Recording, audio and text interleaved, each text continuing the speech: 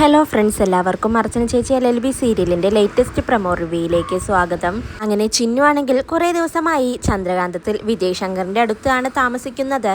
ചെറിയൊരു സൗന്ദര്യ പിണക്കവുമായിട്ടാണ് ചിന്നു അങ്ങനെ അർച്ചനയെ വിട്ട് ചന്ദ്രകാന്തത്തിലേക്ക് എത്തുന്നത്. അർച്ചനയ്ക്കാണെങ്കിൽ ചിന്നു തന്നിൽ നിന്ന് അകന്നു പോകുമോ എന്ന ഭയമുണ്ടെങ്കിലും ഒരിക്കലും തൻ്റെ അടുത്ത് തന്നെ ചിന്നു നിൽക്കണമെന്ന് അർച്ചന ഒരിക്കലും വാശി പിടിക്കുന്നില്ല.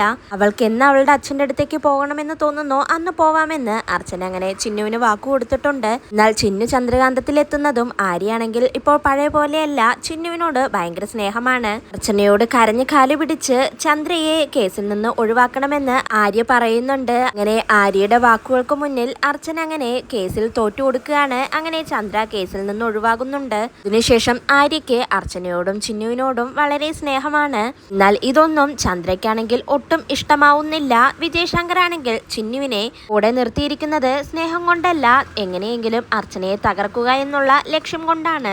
ചിന്നു അങ്ങനെ ചന്ദ്രകാന്തത്തിൽ എത്തുന്നുണ്ടെങ്കിലും ചിന്നുവിന് പണി കൊടുക്കാൻ ചന്ദ്ര നോക്കുന്നുണ്ട്. അതൊന്നും ഏൽക്കുന്നില്ല. ആര്യ ഉള്ളത് കൊണ്ട് തന്നെ ചിന്നു ഇപ്പോൾ സേഫ് ആയിട്ടാണ് ചന്ദ്രകാന്തത്തിലുള്ളത്. ചന്ദ്ര ഏതൊക്കെ വഴി കൂടെ ചിന്നുവിനെ പണി കൊടുക്കാൻ നോക്കുന്നുണ്ടെങ്കിലും ആര്യ അവിടെയെല്ലാം രക്ഷകയായി എത്തുന്നുണ്ട്. അങ്ങനെ ചിന്നുവും ആര്യയും ഇപ്പോൾ നല്ല കൂട്ടാണ്. വിജയ് ശങ്കറിനാണെങ്കിൽ അത് കണ്ട് സന്തോഷവുമുണ്ട്. അങ്ങനെ വിജയ് ശങ്കറും ചന്ദ്രയും ചിന്നുവും ആര്യയും എല്ലാവരും കൂടിയുള്ള സമയത്ത് ചിന്നു അങ്ങനെ ആര്യയ്ക്ക് എന്തോ ചെയ്തു കൊടുക്കുകയാണ്. ആ സമയത്ത് അത് കണ്ട് ചന്ദ്രയ്ക്ക് ഒട്ടും സഹിക്കുന്നില്ല.